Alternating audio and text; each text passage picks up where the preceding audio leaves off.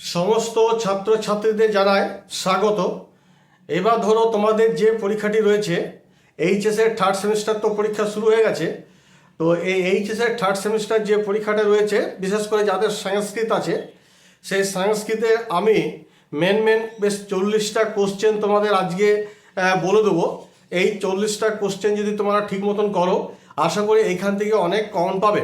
তবে আর তার আগে আরেকটা কথা বলে রাখি, যেটা প্রত্যেকটা ভিডিওতে এবং বলেছি, যে তোমাদের কিন্তু পাঠ্য বই কিন্তু রিডিং করতে হবে।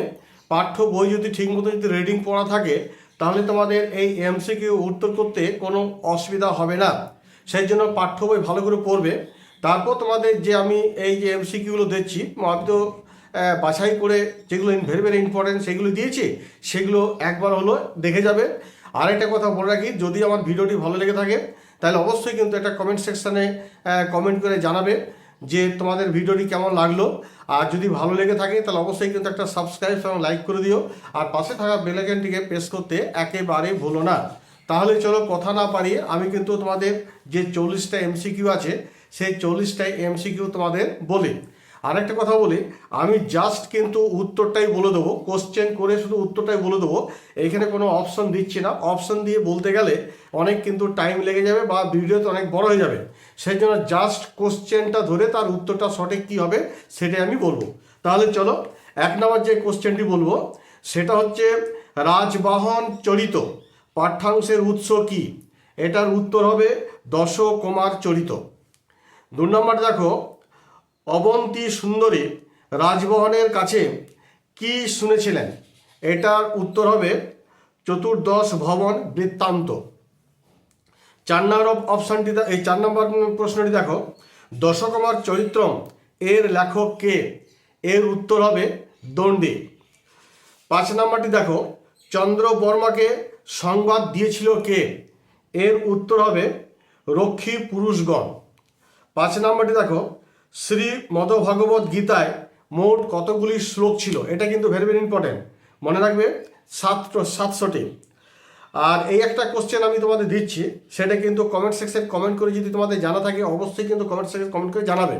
সেটা হচ্ছে, শ্রী মদভাগবত গীতায় মোট কয়টি অধ্যায় ছিল? এটা কিন্তু তোমাকে কমেন্ট সেকশন কমেন্ট করে জানাবে।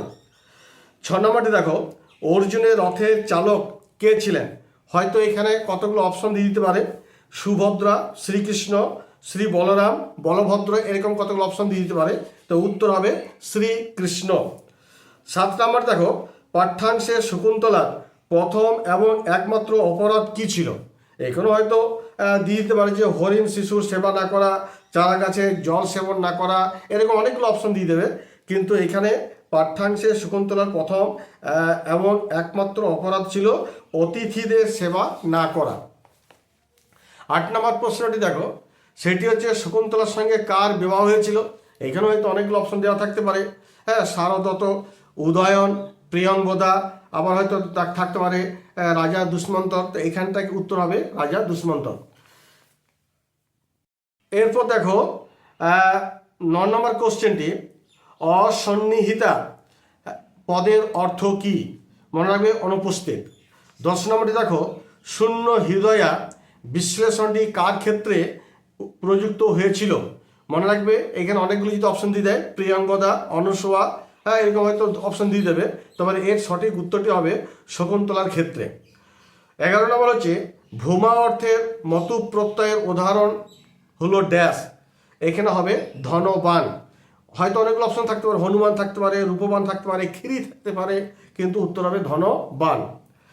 12 নম্বর দেখো, অয়ম এসাম অতিশয়ন লঘু, এই বাক্যটি একপদ কি হবে? এটা হবে লঘিষ্ঠ। 13 নম্বর হচ্ছে, বহুর মধ্যে একের উৎকর্ষ বা অপকর্ষ বোঝাতে কোন প্রত্যয় ব্যবহৃত হয়? এর উত্তর হবে তমক প্রত্যয়।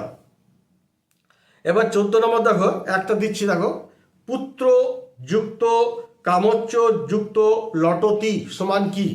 এইটা হবে পুত্রায়তে।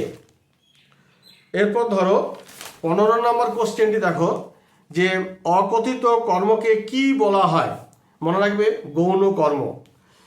তারপর 16 নম্বর দেখো, দাতা শতং জীবতু, এইখানে শতং পদে যে দ্বিতীয় বিভক্তি হয়ে তার কারণ কি? তাহলে এখানে যে দাতা শতং জীবতু, এখানে যে শতং পদে যে দ্বিতীয় বিভক্তি হয়েছে তার কারণ কি? তার কারণ হচ্ছে কি? ব্যাপ্তি। 17 নম্বর হচ্ছে উপপদ তৎপুরুষ সমাসের উদাহরণ হবে ড্যাশ, একটা ড্যাশ হয়তো দিয়ে দিল, এটা হবে পঙ্কজম। 18 নম্বর দেখো দেবানাং রাজ সমান ড্যাশ, এটা হবে দেবরাজ। 19 নম্বর হচ্ছে পুরাণের লক্ষণ কয়টি? হয়তো এখানে 7টি 8টি 5টি 10টি এরকম দিয়ে দিতে পারে অপশন, উত্তর হবে 5টি। সহ শব্দের যোগে কোন বিভক্তি হয়? উত্তর হচ্ছে তৃতীয়া বিভক্তি হয়। 21 নম্বর হচ্ছে কারকের পদটি কি ধরনের সূত্র? এটা উত্তর হচ্ছে অধিকার সূত্রম। 22 নম্বর হচ্ছে স্বরের গুণ হওয়ার অর্থ কি?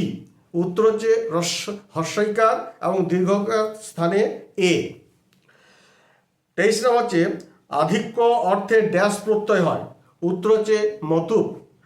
আর 24 নম্বর দেখো 24 নম্বর হচ্ছে কুৎসিত আচার সমান ড্যাশ, উত্তর হবে কদাচার। 25 নম্বর দেখো সমাসের একাধিক পদ মিলিত হয়, এই একাধিক পদের একটির পদকে কি বলে? উত্তর হচ্ছে সমস্যমান পদ বলে। 26 নম্বর হচ্ছে সুদর্শন চক্র কাকে ধ্বংস করেছিল? হয়তো অনেকগুলো অপশন দিয়ে দিতে পারে, হয়তো বললো মহর্ষি গৌতমকে, অর্জুনকে, শকুন্তলাকে, রাক্ষসকে। তবে মনে রাখবে এটা উত্তর হবে রাক্ষসকে। সুদর্শন চক্র রাক্ষসকে ধ্বংস করেছিল।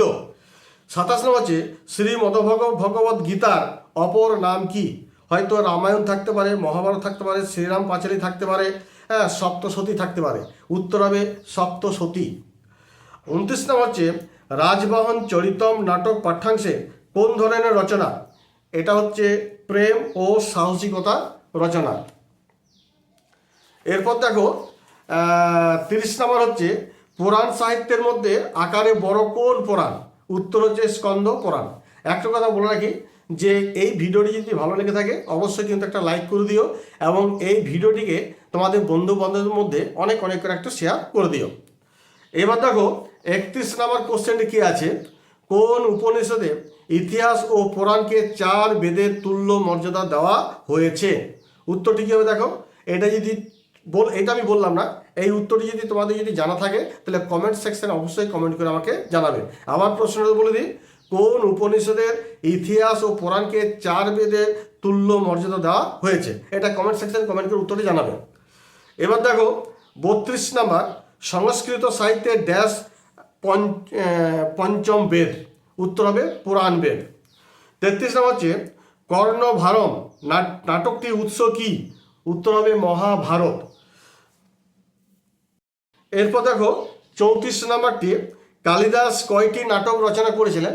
হয়তো অপশন থাকতে পারে 3টি 4টি 5টি 6টি, কোনটা হবে? উত্তর হবে 3টি। 35 নম্বর হচ্ছে ভাসের নাটকগুলি আবিষ্কারক ড্যাশ, এটা উত্তর হচ্ছে টি গণপতি শাস্ত্রী, টি গণপতি শাস্ত্রী। 36 নম্বর হচ্ছে মালতী মাধবম নাটকটি কেন্দ্রীয় চরিত্র হলো ড্যাশ, উত্তর হবে মালতী ও মাধব।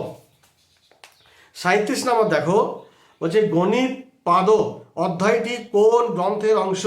উত্তরটা হবে আর্য মহাসিদ্ধান্ত। 38 নম্বর ব্রহ্মগুপ্ত সুপ্রসিদ্ধ ড্যাশ আচার্য, এই উত্তর হবে বীজগণিত। তাহলে ব্রহ্মগুপ্ত সুপ্রসিদ্ধ ড্যাশ আচার্য কি হবে? বীজগণিত আচার্য। আচ্ছা 39 নম্বর প্রাক কালিদাসের যুগে এক শ্রেষ্ঠ নাট্যকার কে ছিলেন? উত্তর হচ্ছে ভাস। এবং 40 নম্বর এবং শেষ কোশ্চেনটি বলছি, সেটা হচ্ছে নাট্যশাস্ত্রের রচিতা কে? উত্তর হচ্ছে ভারত মুনি। তাহলে এই যে তোমাদের 40খানা কোশ্চেন দিলাম, এই 40টা এমসিকিউ তোমরা কিন্তু ভালো করে একবার হলো কিন্তু দেখে যাবে। আশা করা যাচ্ছে এখান থেকে কিছু হলো কমন পাবে, তবে সব যে কমন পাবে তা নয়। তোমাদের পাঠ্য বই তো আগেই ভালো করে পড়তে হবে, সে কথা তো বলেছি। অতএব পাঠ্য বই ভালো করে রিডিং পড়ো, তারপর তোমাদের বইয়ের মধ্যে যেগুলো এমসিকিউ আছে সেগুলো দেখো, এবং ইউটিউবে তো আমরা যেগুলো দিচ্ছি সেগুলো একটু ফলো করো, দেখবে তোমাদের পরীক্ষা খুব ভালো হবে। এই বলে ভিডিওটি আপাতত শেষ করছি। তার আগে বলে রাখি, যদি আমার ভিডিওটি ভালো লেগে থাকে তাহলে অবশ্যই কিন্তু একটা লাইক করে দিও। আর আরেকটা কথা যে তোমরা ভালো করে পরীক্ষা দাও, কোনো চিন্তা করবে না কেউ।